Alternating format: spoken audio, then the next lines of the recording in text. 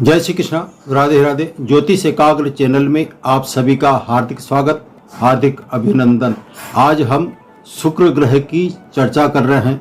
अधिक विलंब न करते हुए जय श्री कृष्णा। शुक्र ग्रह वैसे विहाव कारक ग्रह कहलाता है, इसलिए आज सिर्फ पुरुष वर्ग के लिए यह वीडियो है। पुरुष वर्ग के लिए शुक्र दाम्पत्य जीवन में क्या प्रभाव देता है, इसके बारे में जानकारी दे रहा हूँ। शुक्र विहाव कारक ग्रह होने के कारण यदि इसका संबंध या दृष्टि संबंध सप्तम भाव पर पड़ता हो और किसी पापी ग्रह का उस पर प्रभाव नहीं हो तो ऐसे जातक का विहाव शीघ्र ही होता है। सप्तम भाव पर यदि शुभ ग्रह स्थित हो या दृष्टिगत हो और साथ में शुक्र हो तो ऐसे में ऐसे जातक का शीघ्र विहाव यानी कि कम उम्र में विहाव हो जाता है और बड़ी आसानी के साथ इनका विहाव होता है। यदि शुक्र ग्रह के साथ बुध ग्रह स्थित हो तो ऐसे में ऐसे जातक को जो पत्नी मिलती है वो अति सुंदर मिलती है, अच्छे स्वभाव वाली मिलती है और सुशील मिलती है। यानी कुल मिलाकर ऐसे जातक को जो पत्नी मिलती है वो जीवन भर साथ देने वाली होती है। अब नेक्स्ट जो चर्चा करते हैं हम शुक्र ग्रह का दाम्पत्य जीवन में क्या प्रभाव पड़ता है। सप्तम भाव में शुक्र गुरु यदि आदि शुभ ग्रह हो तो सप्तम भाव साझेदारी का भी कहलाता है, विहाव का भी होता है। ऐसे में सप्तम भाव का विशेष महत्व होता है। लग्नेश शुक्र और गुरु यदि इन तीनों का संबंध शुभ अवस्था में हो और किसी पापी ग्रह से संबंध नहीं बढ़ता हो, दृष्टि नहीं हो तो ऐसे में ऐसे जातक का विवाह जो होता है वो कम उम्र में यानी कि समय पर उसका विवाह हो जाता है। विवाह जो होता है वो आजकल शिक्षा के कारण 24 वर्ष के बाद होता है, लेकिन फिर भी जो अवस्था होती है विवाह की वो 21 से 24 का कम उम्र का माना जाता है और 24 से 30 का मध्यम का, और 30 के बाद में जो विवाह की स्थिति होती है वो विलंबकारी मानी जाती है। 30 वर्ष के बाद में जो विवाह की स्थिति होती है वो विलंब और चिंता का विषय बन जाता है। शुक्र और सप्तमेश दोनों ही चंद्रमा के साथ स्थित हो और दृष्टि संबंध हो तो ऐसे में ऐसे जातक का विहाव जो होता है वो शीघ्र होता है। सप्तमेश लग्नेश के साथ किसी भी केंद्र का मतलब 1, 4, 7 और 10वां, ये कुंडली के 4 केंद्र भाव कहलाते हैं। या त्रिकोण जो है वैसे चर्चा हम 5वें और 9वीं की कर रहे हैं। मूल त्रिकोण जो होता है वो लग्न भाव होता है, तो त्रिकोण का यहाँ तात्पर्य सिर्फ पंचम भाव और 9th हाउस से है। ऐसे में यदि यहाँ स्थित हो और साथ में त्रिक भाव जो होते हैं 6, 8 और 12, इन राशियों के स्वामी जैसे छठे भाव का स्वामी, 8वें भाव का स्वामी या 12वें भाव के स्वामी का दृष्टि संबंध इन स्थानों पर पड़ता हो और शुक्र पर विशेषकर पड़ता हो तो ऐसे में, या सप्तम भाव के स्वामी के साथ पड़ता हो तो ऐसे में ऐसे जातक का विवाह जो होता है वो शीघ्र ही होता है। और अगला जो है शुक्र यदि स्वराशि का हो किसी की कुंडली में स्वराशि, अब ये स्वराशि जो होती है शुक्र की स्वराशि कहलाती है वृषभ और तुला।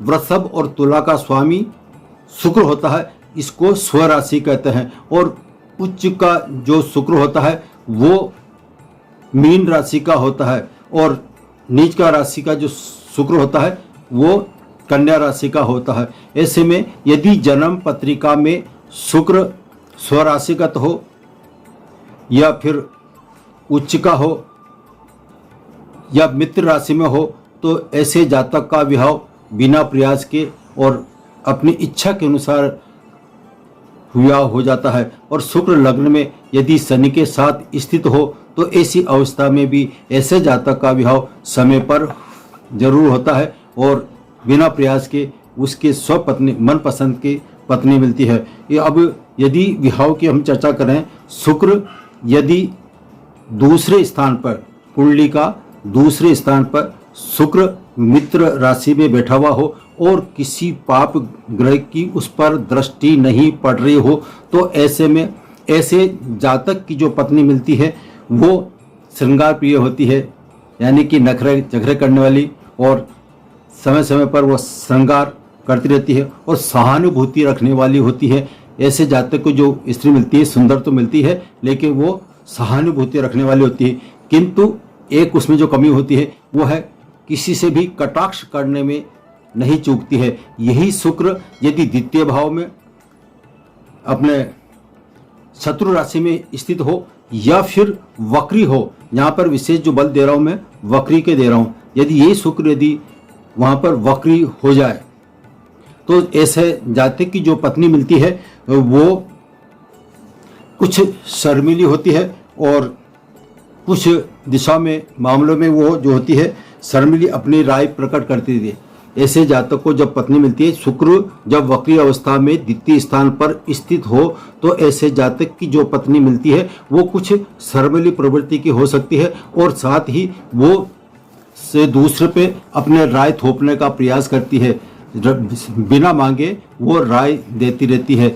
यह है शुक्र के दाम्पत्य जीवन में प्रभाव। अब यदि यही शुक्र केंद्र की बात चल रही थी, तो केंद्र के अनुसार यदि जन्म पत्रिका के 10वें स्थान पर शुक्र सूर्य के साथ स्थित हो, तो ऐसे जातक को जो पत्नी मिलती है वो किसी धनाढ़ परिवार से मिलती है, और जब वो उसके जीवन काल में आती है तो वो उच्च कमाने वाली, उच्च स्तर पर उच्च अधिकारी हो सकती है। कुल मिलाकर ऐसे जातक को जो स्त्री प्राप्त होती है वो आजीवन धन देने वाली होती है। धनी वर्ग की जो जातक होता है उससे ज़्यादा कमाने वाली वो जातक की पत्नी होती है। और यदि यही 10वें भाव पर शुक्र स्थित हो और शुक्र पर शनि या राहु का किसी भी तरह से प्रभाव हो, यानी कि साथ बैठा हुआ हो या इनका दृष्टि संबंध हो या आप यूँ कहो इनके नक्षत्र परिवर्तन हो, तो ऐसे में ऐसे जातक का जो विवाह होता है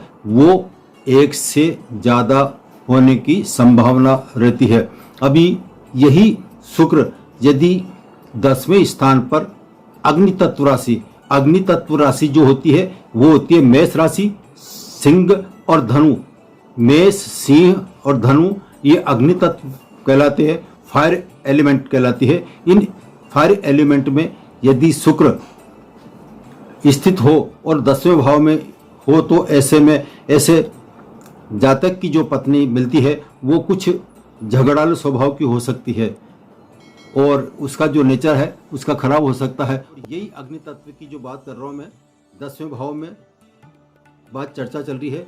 तो ऐसे जातक की जो पत्नी मिलती है, मैंने जो पहले चर्चा की थी उसमें तो ऐसे जातक को धनी वर्ग की मानी गई है। और यदि यह जो दूसरा मैंने प्रभाव पड़ा है अग्नि तत्व में शुक्र स्थित होगा, तो ऐसे जातक की पत्नी वैसे साधारण हो सकती है और वो धनी नहीं होगी, इसके विरुद्ध है, और न ही वो कमाने वाली होती है। साधारण सी महिला गृहस्थी, यानी कि यूँ कहो गृह लक्ष्मी कहला सकती है, लेकिन उसका स्वभाव थोड़ा कड़वा हो सकता है। यही शुक्र यदि 12वें स्थान पर स्थित हो जाए और वहाँ पर अग्नि तत्व हो, अग्नि तत्व जैसे मैंने बताया मेष, सिंह और धनु, ये अग्नि तत्व की राशियाँ वहाँ पर 12वें स्थान पर स्थित हो और वहाँ पर शुक्र यदि स्थित होगा, तो ऐसे में ऐसे पत्नी को जो सहन सुख मिलना चाहिए वो सुख में अभाव हो सकता है। वो बात में झगड़ा करने वाली हो सकती है और उसका जो है स्वभाव अलग ही तरह का होता है। उनके ऐसे जातक का जो है वो विचार नहीं मिल पाते हैं। ऐसे ही यदि शुक्र कहीं पे भी स्थित हो, शुक्र यदि नीच अवस्था में हो, और नीच अवस्था में यदि सप्तम भाव केंद्र या त्रिकोण में हो, या फिर यूँ कहें शुक्र जो नीच जो होता है वो बुध, यानी कि कन्या राशि का शुक्र नीच का कहलाता है। अभी शुक्र नीच का अवस्था में हो और इसके साथ यदि बुद्धि स्थित हो जाए, तो ऐसे जातक की सेक्स में रुचि बहुत कम होती है। यह है शुक्र का दाम्पत्य जीवन में पुरुष वर्ग के लिए विशेष प्रभाव क्या पड़ता है। इसके बारे में बताया गया है। यदि अब शुक्र के साथ बुध स्थित होगा तो पत्नी सुंदर जरूर मिलती है, और यदि वक्री अवस्था में या फिर यदि शुक्र नीच अवस्था में है तो उस पर सेक्स का अभाव हो सकता है। आज इतना ही। जय श्री कृष्णा। अब फिर मिलेंगे अगले वीडियो के साथ। तब तक के अब मैं अपनी वाणी को विराम दे रहा हूँ। जय श्री कृष्णा। अगले वीडियो में फिर मिलते हैं नए विषय के साथ। तब तक के लिए नमस्कार। यदि आपने अभी तक मेरा चैनल सब्सक्राइब नहीं किया है तो प्लीज़ सब्सक्राइब कीजिए, लाइक शेयर जरूर कीजिए। जय श्री कृष्ण।